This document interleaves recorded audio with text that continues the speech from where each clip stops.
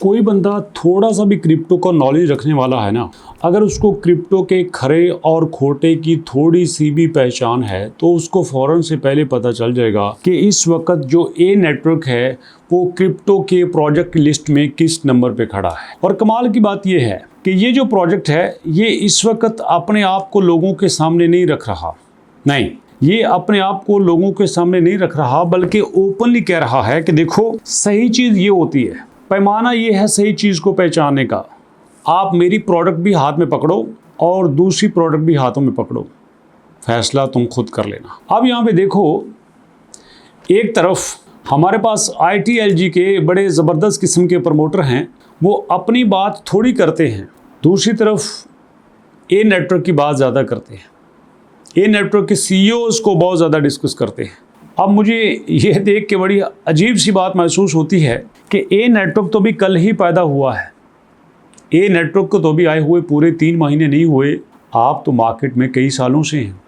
बकौल आपकी ही बात के मुताबिक आपके पास मिलियंस ऑफ मिलियंस यूज़र बैठे हुए हैं और आपके पास इतनी बड़ी कम्युनिटी है, आपके सामने ये कल के बच्चे की क्या हैसियत है। और आपकी वो जगह, वो प्लेटफॉर्म जिसको आपके प्रोजेक्ट की प्रमोशन के लिए इस्तेमाल होना चाहिए था, जिसमें आपको अपनी प्रोजेक्ट की खूबियाँ गिनवानी चाहिए थी, वहाँ पे आप दूसरों की खामियाँ गिनवा रहे हैं।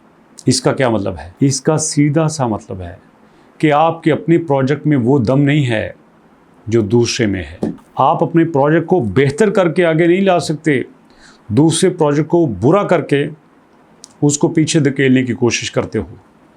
अब आप खुद फैसला कर लेना, मैं कुछ नहीं कहूँगा। ये थोड़ा सा जूम इन करके आप ये लेटेस्ट पोस्ट देख लेना और थोड़ा सा जूम इन करके ये आप ए नेटवर्क की पोस्ट भी देख लेना। अब ए नेटवर्क का माना ये है कि जो सही ब्लॉकचेन होती है और जो मार्केट के टैक्टिक्स होते हैं उसमें क्या फ़र्क होता है। यहाँ पे लोगों को एजुकेट किया जा रहा है, यहाँ पे लोगों को बताया जा रहा है कि रियल पब्लिक ब्लॉकचेन क्या होती है, यहाँ पे बताया जा रहा है कि डिसेंट्रलाइजेशन का क्या मतलब है, यहाँ पे बताया जा रहा है कि ट्रांसपेरेंसी क्या होती है, और फिर उसके बाद बताया जा रहा है कि ये चीज़ें हैं आपके ए नेटवर्क के प्रोजेक्ट में। खुल के पहले लोगों को एजुकेट किया जाता है, पहले लोगों के हाथ में तराजू दिया जाता है, उसके बाद फिर उन्हें प्रोडक्ट दी जाती है, फिर कहा जाता है कि इस तराजू में आप इस टेस्टर में डिफरेंट चीज़ों को चेक करो, मर्ज़ी आपकी है, चीज़ अच्छी क्या है बुरी क्या है फैसला आपने करना है। तो इसलिए दोस्तों मैं यहाँ पे अप्रिशिएट करना चाहता हूँ ए नेटवर्क की टीम को, जो कि इस बात से खौफज़दा नहीं है कि यार हमारा यूज़र कल को हमारे ही खिलाफ हो सकता है। क्यों? क्योंकि उन्हें पता है कि हम बहुत अच्छा कर रहे हैं। लेकिन दोस्तों मैं समझता हूँ कि यहाँ पे यूज़र को आज़ाद छोड़ देना चाहिए, यूज़र को पाबंद नहीं करना चाहिए अपने पास रखने के लिए।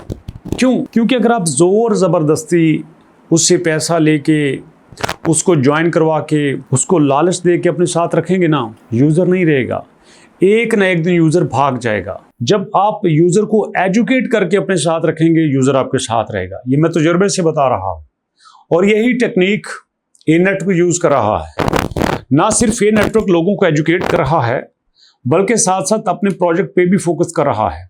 अब कोई बंदा सोच सकता था कि इतने क्रिटिसिज्म के बावजूद ए नेटवर्क की प्राइस $30 पे रुक जाएगी। मैं कहता हूँ $1 पे प्राइस रुक जाना ये भी बहुत बड़ी बात है, बहुत बड़ी बात है। और फिर with the passage of time liquidity भी इंक्रीज कर रही है, इससे बड़ी बात क्या हो सकती है। मैं रोज कोशिश करता हूं कि यार नहीं, अब लोगों को बहुत एजुकेट कर लिया नेटवर्क के ऊपर, अब लोग खुद फैसला करेंगे। लेकिन फिर एक ऐसी अपडेट आ जाती है तो दिल करता है कि यार नहीं, थोड़ी और डिस्कशन होनी चाहिए। फैसला आप कीजिएगा इसके बारे में, आप कमेंट सेक्शन में बताइए क्या इस पे मजीद बात होनी चाहिए कि इसको रोक देना चाहिए। वेट कर रहा हूं आपके फीडबैक का। मुलाकात करेंगे नेक्स्ट वीडियो में, तब तक के लिए अल्लाह की।